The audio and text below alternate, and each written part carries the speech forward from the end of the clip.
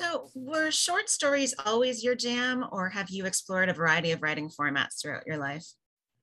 I've explored them all, and it's because I explore kind of all over the place that you start to see how literature itself, like working with language, is different in every different format.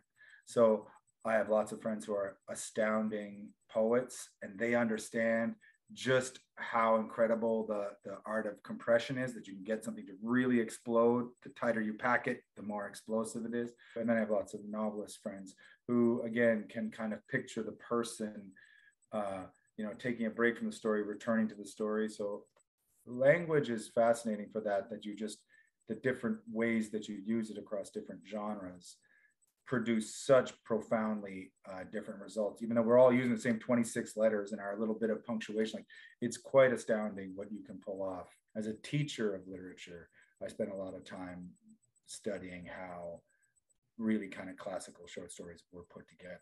And then some of those principles, I try to apply them to my own stuff. In the story, The Entertainer, the narrative view is unusual for the short story format in that it centers on different points of view in a repeating pattern. There's a young piano student, their teacher, and the husband of a woman who's been diagnosed with dementia. What drew you to play with narrative points of view in this way? That story was drawn from musical theory, the structure of a fugue. So I was interested in the way that a performer is both themselves doing it and a person being seen doing it, right? So that idea, if you could, and the book is very interested in that all the way, if you could ever have that ability to be intensely in it as yourself and then intensely alienated or intensely distanced from it. And then the third character, who's the key, it's a reference to separation and connection, which is something that music is very good at. So rural settings play a large part in your stories, both in Southwestern Ontario and in Nova Scotia.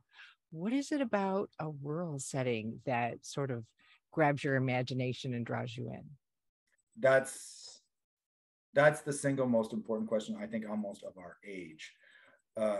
People don't see it because they think the basic divisions are, the basic divisions that we're always facing: class, gender, race, sexuality, all of these things. But I believe, put those all in the rural-urban blender and see what happens. That rural-urban is where you're going to see it the clearest, because certain social spaces are coded in a certain way. They have certain possibilities in them.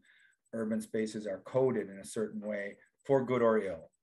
But rural spaces, sometimes that coding is sometimes a little more hidden, but more forceful.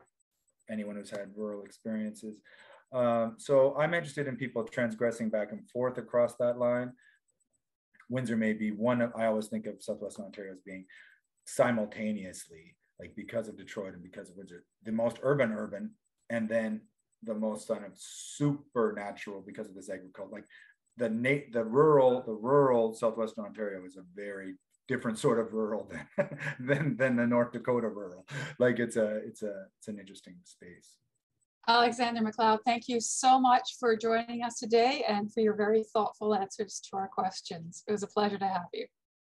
Thank you so much for this great work you're doing for our region and for all the great art that comes out of it. It's one of the most important literary communities in the country, says me. We think so too. For whatever it's worth.